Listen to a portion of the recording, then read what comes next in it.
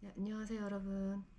네, 오늘은 제가 독일 병원에서 일하면서 느꼈던 장단점에 대해서 얘기를 해보려고 해요. 제가 내년이죠. 다음 달이면 거의 독일에서 꽉 찬 5년이 되는데 병원에서 일한 거는 거의 4년 반 넘었고요. 조무사로서 일한 거는 이제 나름 요양병원, 종합병원, 대학병원을 이제 다 거쳐봤기 때문에 이게 정답은 아니지만 경험하면서 느꼈던 장단점을 얘기를 하려고 하고요. 저는 이제 긍정적인 사람은 아니에요. 좀 부정적인 시각이 좀 많고 그래도 긍정적으로 보려고 노력은 하고 있다라는 거. 참고는 하지 마시고 그냥 경험에 대해서 얘기를 해보려고 하니까 이제 시작해 볼게요. 일단 먼저 장점 먼저 얘기할게요. 장점이 생각보다 많아요.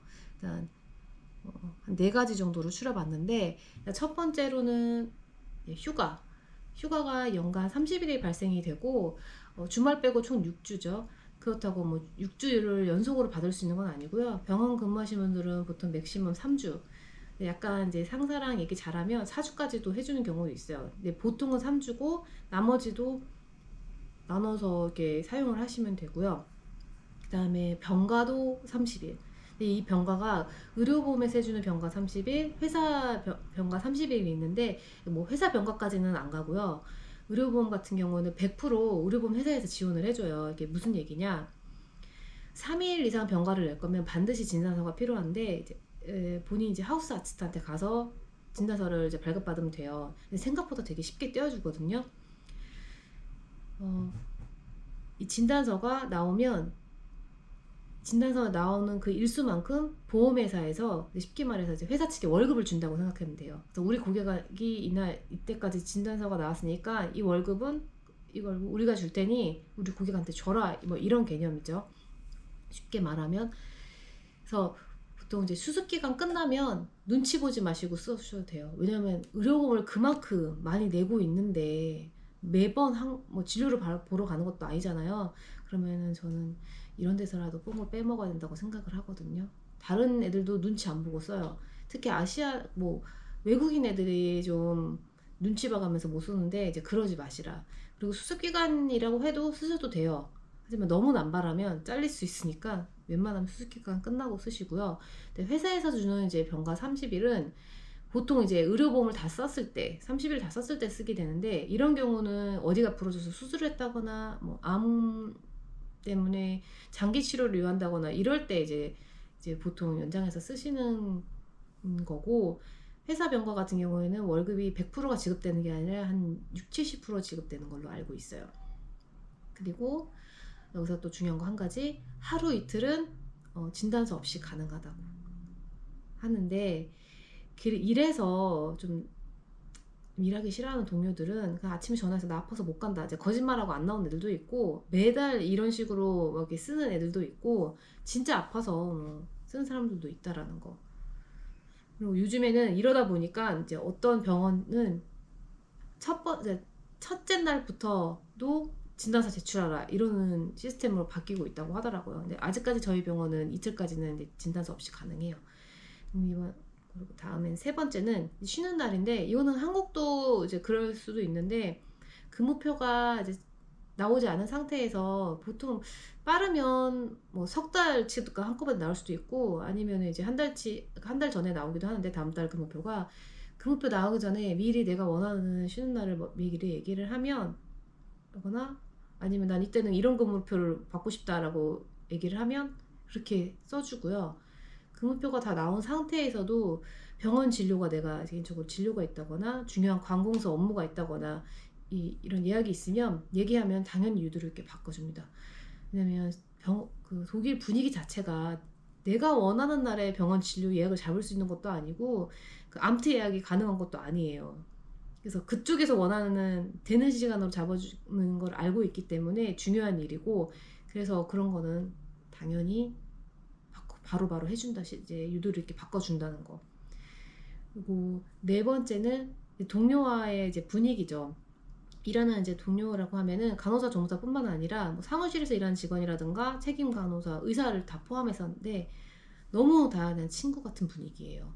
서열 이런 거 없어요. 근데 물론 콧대 높은 사람도 있죠, 의사 중에. 근데 이런 사람은 좀 드물고, 그런 사람 있으면 그냥 무시하면 돼요. 동료들 중에도 좀 싸가지 없는 직원이 있어요. 그럼 무시하면 돼요. 근데 이런 사람은 정말 손에도 꼽으니까, 의사도 독일어도 존댓말과 반말이 있는데 그냥 의사도 너너 얘 이름 불러가면서 이렇게 편하게 지내고, 간호사가 연차가 높으면 의사보다 더 파워가 세요.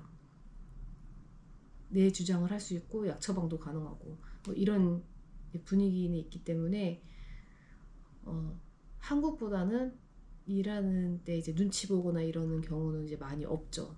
그래서 장점이 생각보다 되게 많아요. 근데 그럼에도 불구하고 단점이 제가 이제 봤을 때는 몇 개 없었거든요. 근데 그 단점이 너무 크다 보니까 저는 독일에서 이제 일하는 거에 대해서 그렇게 크게 추천을 안 하는 거예요. 다른 나라도 마찬가지일 수도 있지만. 그래서 장점은 이렇게 네 가지로 추려봤고, 단점은 한 두 가지인데, 일단은 큐퍼플리게. 첫 번째로 큐퍼플리게가 이제 직역하면 그러니까 신체 간호 막 이런 건데, 이제 쉽게 말해서 환자 씻기고 뭐 기저귀 갈고 뭐 이런 부분이에요. 그러니까 제가 여러 영상에서도 말했다시피 독일이 간병인 제도가 없어요. 간병인 분들이 하시는 일을 간호사, 조무사가 다 한다고 생각하면 되고, 환자 케어하고 씻기고 막 이런 것도 보호자가 할 수는 있지만 그게 원칙적으로는 무조건 간호사랑 조무사가 해야 되는 업무예요. 정말 작은 것부터 큰 것까지. 좀 나쁘게 얘기하면 수발 듣는 거라는 개념으로 보일 수도 있어요. 근데 일하다 보면은 그런 생각도 들고, 약간 공주님 안자님 같은 환자들도 있거든요. 정말 별 시덥지 않은 것까지 다 시키는. 그래서 이런 얘기하면 좀 조심스럽긴 하지만 약간 의식이 좀 또렷하지 않은 환자들 케어하기가 훨씬 더 낫다. 의식이 있으신 분들은 정말 수시로 콜을 하거든요. 너무너무 힘들어요, 여러분. 허무하고. 그래서 힘든 병동일수록 더 바쁘다라는 거. 그리고 이제 두 번째로는 이제 정말 돈 모으기가 어렵습니다. 연봉이 간호사분들 같은 경우는 그렇게 큰 차이가 없어요, 독일이. 많이 차이가 안 나는 게, 또 세후까지 뛰면은 세금과 보험이 너무나 이제 비싼 나라다 보니까 오히려 한국에 계시는 게 더 나을 수도 있어요. 이제 금액적으로 연봉으로 봤을 때는 비싸고, 혼자 살면은 더 비싸요. 클라스 아인스라는 세금이 측정이 돼서 저도 세금을 거의 340유로, 50유로 내고 있거든요. 제가 월급 많은 편도 아닌데 독일 기준으로도. 그런 게 나중에 여기서 뼈를 묻으신다고 한다면 혜택으로 돌아오긴 해요. 뭐 요양병원으로 들어갈 수도 있고, 내가 암이나 뭐 큰 병에 질병에 걸려도 다 나라에서 지원을 해주고, 의료보험도 이제 많이 내고 있으니까. 하지만 여기에서 몇 년 살다가 돌아가실 계획이라면 정말 메리트가 없어요. 보험 낸 게 딱 하나, 연금만 가능해요. 연금이 한국이랑 다행히 연동이 돼가지고 이제 그거는 이제 우리나라에서 나이가 이제 되면은 받을 수 있지만 나머지는 그렇게 큰 혜택을 전혀 못 받는다는 거. 그럼에도 불구하고 이렇게 새우 딱 뗐을 때 진짜 가슴이 이제 찢어집니다. 무너져요. 나 되게 월급이 셌는데 내 월급이 다 어디 갔지? 이런 게 걸 경험하실 수 있고, 뭐 물가도 당연히 한국도 많이 올랐지만 그만큼 유럽도 엄청 올랐고요. 월세 이런 것도 너무 비싸고, 공과금 정말 최고입니다. 공과금 너무 비싸요. 그래서 젊으신 분들이 이제 온다 보면은 뭐 경험 쌓고 뭐 이런 생각이라면은 저는 이제 뭐 괜찮은데, 제 나이 또래가 오신다 그러면 저는 정말 추천을 안 한다는 거. 네, 이 뭐 지극히 제 개인적인 얘기니까, 이 기준이니까 그냥 요 정도만 참고하시고, 다른 이제 분들 찍은 거 또 한번 보시면서 비교도 한번 해보세요. 일단 제가 느꼈던, 독일 병원에서 일했던 거의 5년 가까이 일하면서 느꼈던 이 장단점은 이제 이 정도라는 거 말씀드리면서 오늘 영상 마치도록 하겠습니다. 여러분, 지금 한국 이제 거의 뭐 이제 8월 말로 가고 있지만 그래도 여전히 덥잖아요. 더위 조심하시고 식사 잘 챙기시고요. 다음 영상에서 뵙겠습니다. 안녕.